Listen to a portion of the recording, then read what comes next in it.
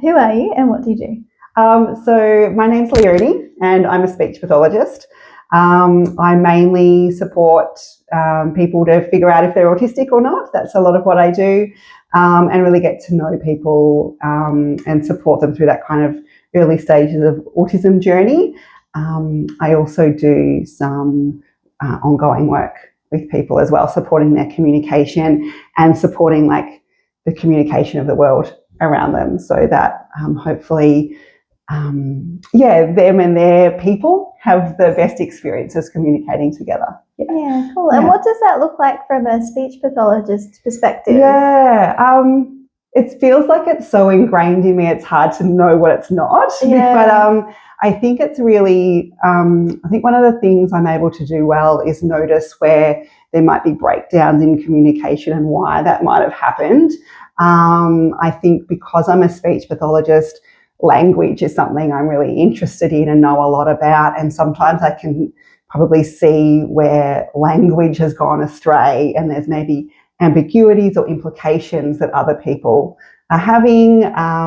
Also, a lot of autistic people might have a different language presentation anyway. So some people might have a language disorder as well. So it might be just supporting them to advocate for their needs around language and supporting other people to, use language differently, like use other modalities, use visuals, or make things more simple, or be considered about the language that you use. I'm a big fan of language being clear and efficient for people, but at the same time, like, I'm a speechy, so I love words, so it's kind of like trying to find the balance of the two. But I love when visuals and language just kind of get it just right and something's really clear and makes sense to people. It's so interesting because I guess communication is so nuanced for anyone, and we've all got slightly different understandings of the words that we're using. So we're always kind of just approximating, hoping everyone's understanding. Well, I think so many neurotypical people are just like, well, this is everyone's understanding of it, which is probably like what neurotypical people see as the world anyway. Like my understanding is everyone's understanding. That like mono perspective. So I think a lot of what I do is just a lot of overting. This is what I mean by this. What do you mean by that? Interesting. And I was thinking the other day, like, I've been working with autistic people for about 20 years and I feel like almost part of my job is cross-cultural communication. Like I don't identify as autistic, but I feel like if I get to know the people I'm working with really well from a speechy lens, I can be like, oh, I think what you might be trying to say, I think, person working with you or parent, I think what you're trying to say is this. Yeah, and you're connecting the dots. So it'll be kind of interpreting that stuff. And that kind of flows on to the next topic of what are some common challenges you see in people you're working with around executive function and communication? Well, I harp on about this all of the time, but I do think that a lot of the language differences that autistic people, but also people generally in the mental health sector, a lot of the, barriers is accessing the services and having enough language to access those services. So I do think sometimes what I see is that maybe there's been maybe the way something has been communicated around an expectation. So thinking of like a uni environment or a work environment, this is what I want you to do. And then it's seen as, it wasn't done the way it was meant to be done. And that might be seen as an executive functioning challenge. But I'm also wondering, was there a communication breakdown before we got to that point? So was it communicated in a way that will make sense to someone so they can then break something down or figure out what the steps would be? So that's probably before the executive functioning stuff. It's definitely part of it. It's part of like that broader. I'm thinking about when instructions are vague. I think when you were talking about a uni setting, an expectation of my uni was you should attend a sufficient amount of contact hours. Define sufficient. Does that mean 50%? Is that 80%? I'm also thinking of the classic essay question, which is, a quote from something and then discuss. And, that is so, and that's just so open-ended. And I know someone I was working with recently was just saying, just tell me what you want me to do. Yeah, that like ambiguity of language sometimes. Yeah, yeah. I wonder how that might extend to even smaller tasks. I'm just thinking on the fly here, things like do the laundry. Yeah. What does that mean? Does that mean just put it in the machine?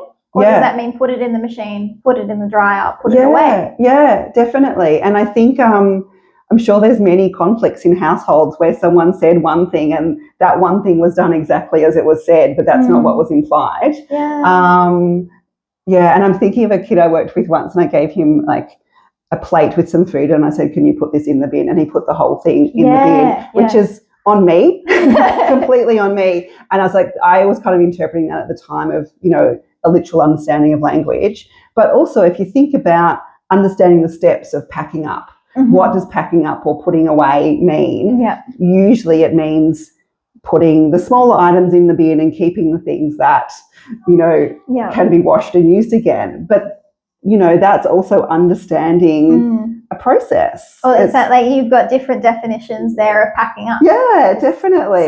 Same word, different understanding. Yeah, and that, my assumption of what that process was different to this child's assumption of what that process was as well. So I do think that, in the vagueness of the language that we use, that there's different understandings. And so then if we're supporting someone's executive functioning skills, we need to be on the same page. We need to be talking about the same thing. Yeah. We want to make sure we're supporting what that thing means for them. Otherwise, we're supporting them with our understanding of that task. Yeah. I think there's this really interesting feedback loop with Pebbl, because when you're setting up reminders, if you're using it yourself, the reminders you set are using your own words. Yes. So you can say, hey, remind me to take out the bins. Yeah. If that phrase of take out the bins is enough for you to know all the steps. Yeah. Or you could say, hey, remind me to put the recycling bin in the yellow bin outside and put it on the curb. Like you can use your own language. Yeah. Or support people that are using the app can define it in language that's known to you. Completely. And I'm thinking of something else when you're saying that as well. The idea of you having an idea of what you want to do in the future, as well as someone else telling you what you need to do in the future. Completely different tasks. If I think I need to put the bins out, for example, as opposed to you telling me, hey, Leonie, this afternoon, can you please put the bins out?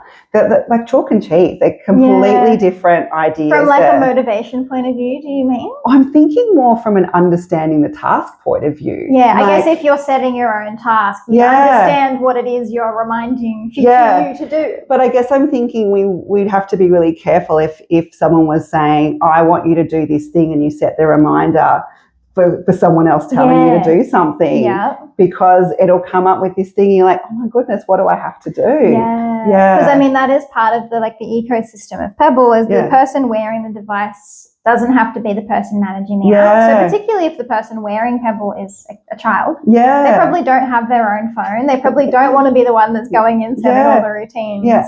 But how do you make sure you're on the same page? So when Pebbl jumps in and you go, hey, it's time to take out the bins, it's not this 21 questions of what does that mean? What does that mean? There's this woman called Sarah Ward that does a lot of work around executive functioning. I think she might be a speechy. Remember her talking about this idea of visual planning, and if I decide, I'm going to get petrol on my way home, the way my brain works is I'm already thinking of my way home and which petrol stations might be there.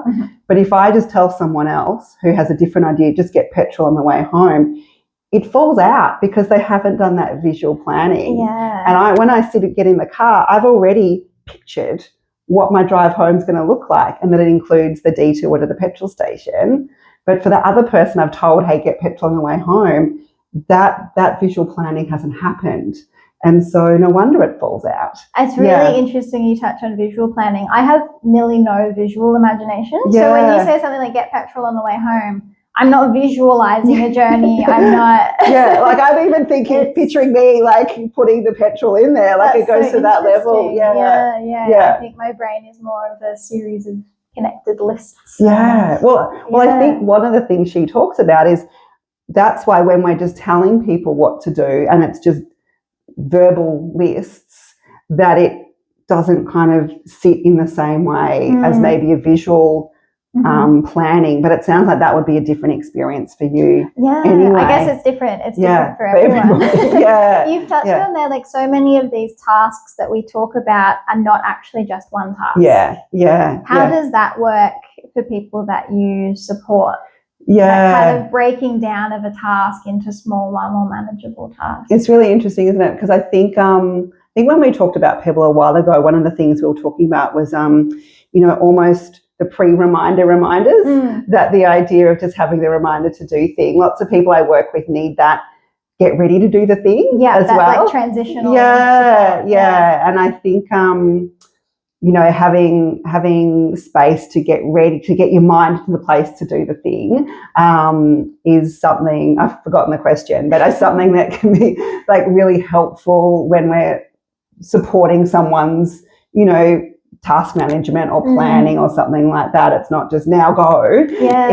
It's getting ready for that space. And I think a lot of the people I work with need that, like, all right, moving from that transition time to take your roots out of one activity where you are. Before moving to the next one. Because my original question was around like we can look back. One task often has many subtasks, but it sounds like you're saying even before those subtasks is the almost entirely separate task of getting ready to do the thing. And we might overlook that sometimes. The cognitive effort of, okay, I've got to switch away from something I'm engrossed in to something I have to do at a set time because it's a booking or it's with another person. And I think also what you said before around using the language of that person, like if we're going to be breaking something down with someone or looking at those steps, there needs to be the words or the ideas or something that they use. Otherwise it's going to just sit superficially. And not even just the words, but the structure. So for me, I have like a pre-reminder for my reminders 15 minutes before. But the amount of time someone might prefer is going to be entirely up to them. It could be 30 minutes. It could be 5. It's going to be completely unique. I've got music that comes on in my house 10 minutes before my alarm goes off. Because I just want to kind of know before it goes off, And it's that mental primer of you don't have to start now, but I've actually seen this happening more and more in schools, that rather than having a school bell, they have a school song. So you've got 3 minutes to go from wherever you are in the playground to wherever you need to be. The thing I love about that is the song has this really clear, like you'll get to know where you are in the song as well. It's not just here's a 3-minute timer that started. It's not just like a loop of the same music. It's a song and you get, we're near the end of the song. You can feel it wrapping up. Like I think like a momentum. And we talked before about that idea of now and not now. I wonder if that would help those kind of not the now and not now people going, now-ish. Now-ish. Because we were talking earlier about that for a lot of ADHDers, the concept of time is either it's now or it's not now. And that's not super helpful if there is now and then leaving the house in 10 minutes. Trying to wrap your head around 10 minutes. For me personally as an ADHDer, it's like time doesn't always feel the same unless there's anchors and cues and and I wonder if that kind of that pre-buzz the Pebbl pre-warning stuff is kind of supporting of start to get yourself ready for that bit. And in the idea of breaking something down, I don't love breaking things down into too many steps because then I feel like I've just got to now figure out all of that. But if it was something that was, I need to make sure I've got my shoes on before I leave the house, or I need to grab my mic and my wallet before I leave the house. If it is it's 5 minutes before you leave the house, this is the little space where you do that. I feel like we've stumbled in here to a whole new idea for Pebbl, which is that maybe rather than needing, you could configure it however you prefer, but the concept of a song as primer. There is no reason why you couldn't set up different primer songs for different activities. How cool would that be? Imagine if I could pick my favourite pump-up song to start playing for the 5 minutes before I head out to the gym. Yes. I love that. And also, we spoke briefly around like I'm a big fan of visuals, and I would, when I think of these sorts of things, I think of how can people who don't primarily use, verbal speech or access things that way, any kind of visual I think is helpful, but also auditory stuff like that too. Like imagine if, we know that music triggers a different part of the brain to language, which is like for that kind of idea of a feed your cat prompt, which we've kind of talked about a little bit. I think you gave it to me as an example the first time, and now it's stuck in there. Set a reminder to feed the cat.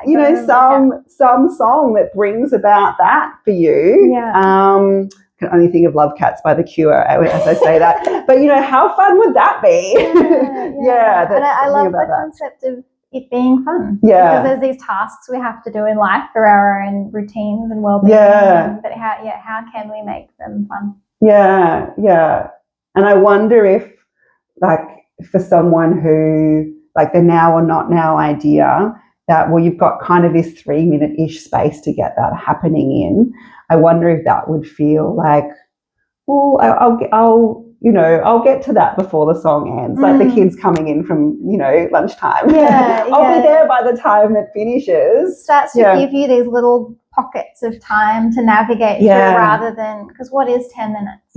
Or what is 5 minutes? But it's like these different ways we can wrap our head around time. Very interesting. Sorry, now I've talked a lot about other things that. No, this is why we chat. It's very tangential.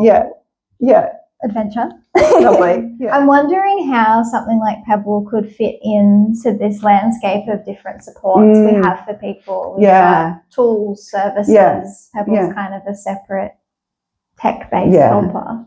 Well, from a speechy perspective, my brain goes straight to AAC to things. So like augmentative and alternative communication, might be the other way, alternative and augmentative. Anyway, whichever way it is, AAC, and ways to support people who either don't use verbal speech as their usual modal, or sometimes can't access it, or it's too tiring to access it. So, I'm thinking about other ways people communicate with the world. And I think, something like this, it would be so exciting to see, whatever the tool might be, whether it's Pebbl or something else, being able to be integrated with how someone communicates too. Support their needs. And if it could be programmed or set up, or even use their device back to them as well. Like if it buzzes and then device buzzes, or because that's their communication, like that's their voice.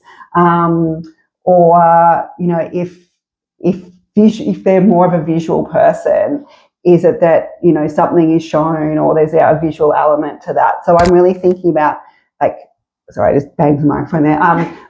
Physical supports of that, but I think you might also be thinking of system supports too. And I mean that's it. Like Pebbl is just one tool that it's not set out to replace things like AAC or to replace the role of a support worker. It's sort of just another piece in the. Can I ask a question? AAC, people that use technology. So AAC is often, for folks that might not know, something like an iPad where they can put in keywords or key phrases. People that find it hard to access language to put out, do they often also find it difficult to interpret language? Not necessarily. Yeah. Interesting. Yeah, I think, and it probably would depend a lot on cognitive overwhelm anyway. That's why, and I'll go on a bit of a rant here, is that I think speech pathology is so important in mental health, because so much of our language is impacted by where our mental health is. So if we're feeling really anxious, it might be that it's hard to take in information people is telling us. If we're feeling really low, it might be hard for us to kind of use language to explain what's happening. A lot of I don't knows and fines. So if someone's a bit overwhelmed in the moment, and often people talk about not being able to access language or use verbal speech when they are in new situations and overwhelmed.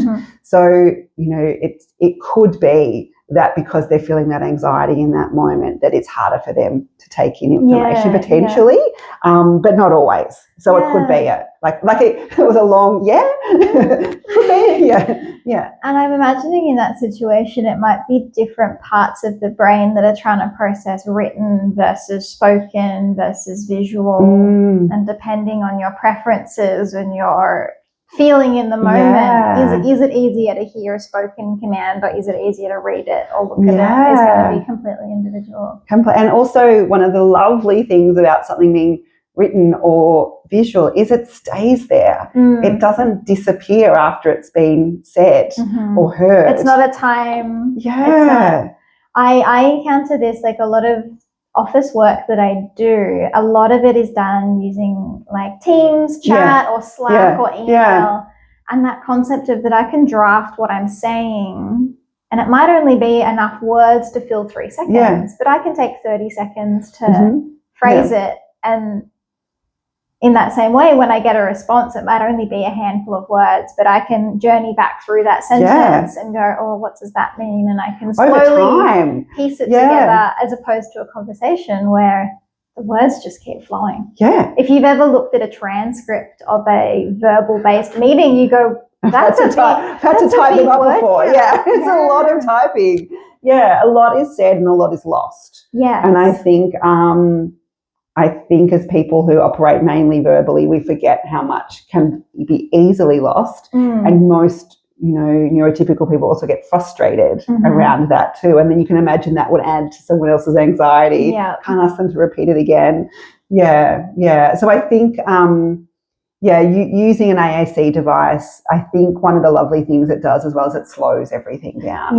Regardless of what sort of system someone's using, just like, everyone hold back a moment and be thoughtful and careful about the language that is being used. I think one of the really exciting things about Pebbl and about technology in general is how flexible it is. Like, we're designing the core features of Pebbl is that you've got something on your person that you can listen to, talk back to. You can't lose it because it's strapped to your person. But then you can also interface in the companion app on your phone. And from a technical perspective, to add an AAC device to that ecosystem is quite simple. Like, someone could be wearing Pebbl for spoken input to them, but when they want to say, hey, Pebbl, do such and such, to do that through an AAC is completely possible. It just becomes, instead of a verbal input, it's the input from the AAC. And I think that would just be wonderful. Like, I think that would just make it accessible to so many more people, especially, just having alternatives like AA, like one of the A's is the alternative. You've got other ways to do things. Alternatives. It's really fascinating. I knew we would veer into like really fascinating territory as a speechy for something that is voice-based. But the concept that people that can't always access language from themselves does not mean that they're not interpreting language. I think that might be a huge assumption. If we meet someone that's nonverbal, we might assume they can't understand our verbal communication, but it's not always. And the reverse is true too. I think when we meet someone who is highly verbal, we usually assume that their understanding of language is at the same level, whereas a lot of people, two separate things. They might be really good at talking the talk, or especially when they're talking about something they're really interested in, but then really find it challenging to take in information verbally. I guess the last tangent I'll go on for now is that Pebbl is able to sync in with things like headphones or hearing aids, which I think is going to be really interesting. For me personally, if we were sitting in a busy cafe right now, being able to hear your voice would be really difficult because all of those other volumes in the background are getting in the way.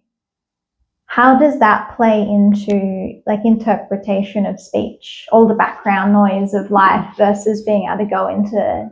Yeah, that's a good question. I guess it's not something I know a lot about, but I can imagine, I know even just in my experience of being a person in the world, that the effort that goes into that can be a lot when you're trying to decipher what's happening. Like, I think about I have a conversation in a busy restaurant and feeling quite exhausted after that because of all of that filtering that needs to be done. I guess one of the things that I do wonder about, though, from a mental health perspective is, where is this voice coming from? And, being really maybe mindful or careful about who is using that kind of technology as well. And that, for some people, if they're, struggling to understand what is a hallucination and what is not, that could be challenging. And I'm glad that we've touched on this, because I've had some broader conversations around, why I've intentionally chosen not to make Pebbl a conversational AI, like not make it something you can have detailed discussions about space or special interests, or that technology exists and we're seeing that crop up everywhere. But I guess that concern around technology is there to help us functionally and make life easier. It's not something to distort reality. And also, we talked earlier about, having something that has kind of a real one purpose. I know it does many things, but, is also really lovely as opposed to kind of our other technologies in our life, like our phones. It's so many things. It's email, it's phone, it's entertainment.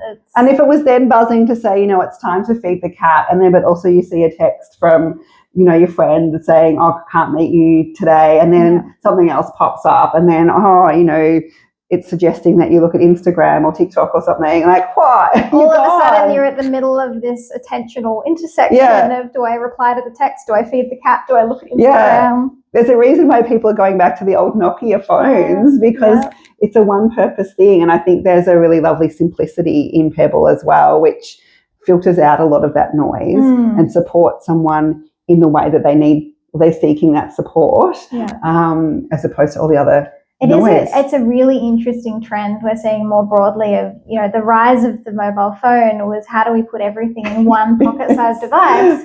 And now we're going back to, well, I want different devices for different purposes. It is interesting, isn't it? I remember someone saying to me, phones will have like music on them one day, and be like, whoa, why? And then can't live without it. And then I met someone the other day that said, I've actually bought an old iPod Nano off eBay, and that's where my music lives now, because I want my music in a separate place to my work emails. Because the lines are just getting blurry. That's so true. That's very interesting.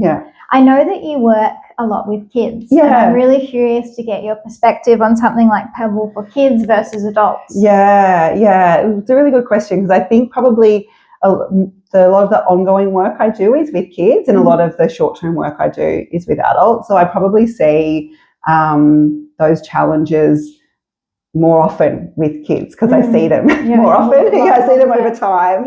And I guess I see, classroom situations, or hear about classroom situations, and the amount of planning and task management that goes on in just a regular day, of getting yourself ready for the task, getting all the things that you need, understanding what you need to do, following through with the thing that you need to do, packing up your utensils from the thing that you did, and then moving to the next activity. And that's even without the doing of the activity. That's just the stuff around it. And I see a lot of kids I work with get really caught in the time, and we kind of talk about this idea of time thieves or time robbers, where the time to set up seems like it takes the whole class, and then everyone's moved on and they're kind of still trying to chase that, and missing out on the learning because of the different needs they have, and the way often, I know it is changing, but a lot of kids are taught in quite a generic way, and you need to respond to that. You've got one teacher for 30 students. Teaching one way. I know there's a real effort to teach differently, but it is hard to do that. It's not a one-to-one, tailored. So it would be, I think it would be lovely to think about how, something about even that idea of kind of getting ready, doing the thing, and then I've done it and pack away, like having some support along that way. Even if there's, I'm thinking of maybe an aide working with someone, and the Pebbl device is something they program together. And it's giving the reminders, and then the person can support those reminders around them. And I don't see it as just needing to be something like a teacher's aid. It could also be mum or dad starting to define getting ready for school is not one task. It's the shoes, it's the teeth, it's the uniform, it's and kind of like the pros and cons of whether something like Pebbl is appropriate for that space. Like if you were to lay out every step of a morning routine for a 10-year-old on Pebbl as a way to support them through their morning, is that capacity building, or are they going to be too reliant on Pebbl? Because like, these are little developing brains. Well, one of the things I really like in that one of the things I work with the kids I see is this idea of what does done look like. You know, like definition of done. Extends to the adult world. and you know, getting ready for school. What does being ready for school look like? And we might use visuals for that, like a photo of the kid ready for school with their backpack and their school uniform on, so they can be going, oh, hang on, I don't look like the photo. I need to. What's missing? And I do wonder, like, even reminders to think, am I done? Like, and I do think that would be a way to gently support that. So it's not have you brushed your teeth, you know, have you put your shoes on? But, you know, you get to like 8:30 in the morning, do I look done? A little reminder, it's check. Just a transition. We're going to be leaving the house in 15 minutes. Are you ready? I think it comes back to that element of alternatives, choice, and like the fact that something like Pebbl can be configured to whatever level of intervention is right for the person. And it's almost that, like, and I'm thinking of that then in the classroom situation, if it's providing that reminder of, is my work done? You know, what does done look like? Done might be that I've answered the 4 questions. Have I answered the 4 questions? Yep, that's done. You know, like, it mightn't be rather than the bit before, it could be the bit after. You know, that checking in that's just the confirmation. You're not jumping in and doing all of the like functional capacity steps for them, but just that supporting role. Because for some kids, maybe having a list every morning of the things they need to do works really well. But for some kids, they might be able to do things a bit differently, and it might be that, oh, well, I do all the things in the bathroom and then I move to the bedroom and do the things there. Like chapters. I like that word for it. There's so many ways that we can divvy up executive functioning tasks based on the person. And then I think, you know, and probably some of the similar things about school probably lead into uni as well, and probably some other, and work as well, you know.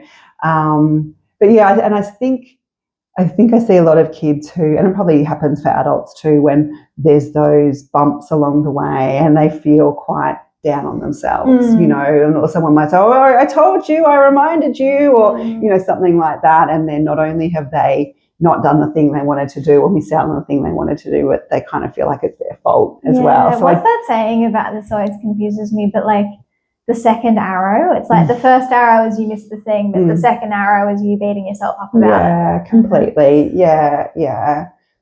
And I think, but confusing analogy. But I know I really agree with that. But I think, wouldn't it be lovely to try and put those supports in earlier? But I think the other part of that is kind of psycho-ed around how people do things differently. Like just because a list works for me or a calendar works for me or a reminder 5 minutes before works for me doesn't mean, like if you're a now, not now person and I say we're going out in 15 minutes, you're like, sweet, not now.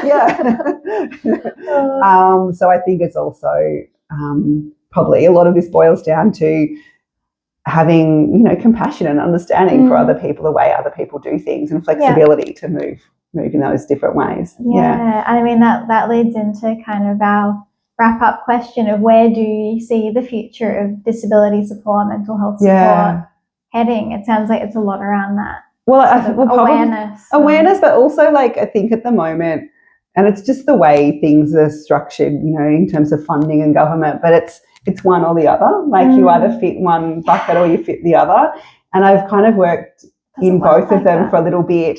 And it's just thinking about the amount of intervention and support. Like I feel like in disability, it's a lot about we'll help you and we'll do these things, but maybe not recognizing that you could probably do a bit of this yourself. Like I don't, but in mental health, I feel like, so, well, you've got to figure this stuff out. Like it's almost two really different ways at supporting people. Yeah. And one of my frustrations in mental health work is, especially in adult work, is that we don't provide enough support. We expect an adult to be able to do all the adulting things all of the time, and it's hard for any of us. Yeah, but especially if we're in the experiences of acute mental health. Your brain is it's busy. Not cooperating. It's doing other things. But then in disability, we structure everything, we plan everything, we've got all these supports, and it would, it's probably a bit like too of a fantasy idea, but it would be lovely if there was a bit more what does someone need, and how can we support them where they're at. That sounds like a very logical place to start, doesn't it? What does this person need as a unique person? So no, it shouldn't be so like pie in the sky kind of idea, but it feels like it is at the moment. And even like, how can I support them to come to an appointment? Do I go to them for an appointment? How often do we need them? Like this kind of flexibility in how we do things. And it sounds like it sometimes is a fairly fine line of, is going to someone's house, for example, does that help you get the job done of doing the appointment versus does that take away their opportunity to practice going out of the house? So understanding what level of support is not too little and not too much. Definitely. And what goals that person has too. Like maybe getting taken to an appointment is exactly what they need at that moment. Getting picked up and taken to an appointment, and they want to be out of the house, whatever. It would be lovely if we could be more flexible. So I would love for the future to have a flexibility and an understanding around that. And just starting with the person and what do they want? What do they need? What do they need? Sounds good. Sounds good. Yeah. Amazing. Well, parting question, all that out in the open. What should I do next for the Pebbl project? We're at a prototype phase, co-designing with the community. What should I go and do tomorrow? What should you go and do tomorrow? In terms of like getting Pebbl bigger and out there, and I don't know, like what is the next step? Is it to get it out there in the community? Is it to go into the lab behind closed doors? Like what from your perspective? Me, like visuals. Like I always say, this is like any like visual, anything that you can make something where it hangs around a bit longer. For a language perspective, for an access perspective. I know not everyone is a visual learner, but giving that choice, if someone is, they should have that as a choice. But I feel like generally for things, I feel like just go and start doing them. So like get it out there would be the next step. All right, well, that's why we're doing things like this. Great. Cool. Any parting words of wisdom? I'm really excited about it. I think kind of anything that kind of supports access for the people that we're working with is always a lovely thing. And I really think it's lovely coming from lived experience as well, rather than, hey, how about you guys try this? It's like, I would have loved this. This would work for me. Something that's by us and for us. But also getting input from all the right people and all the right non-lived experience disciplines as well. There's no reason why we can't all work together. Yeah, definitely. No, it's really lovely to chat about it. Thanks. All right. Thank you so much. Cool.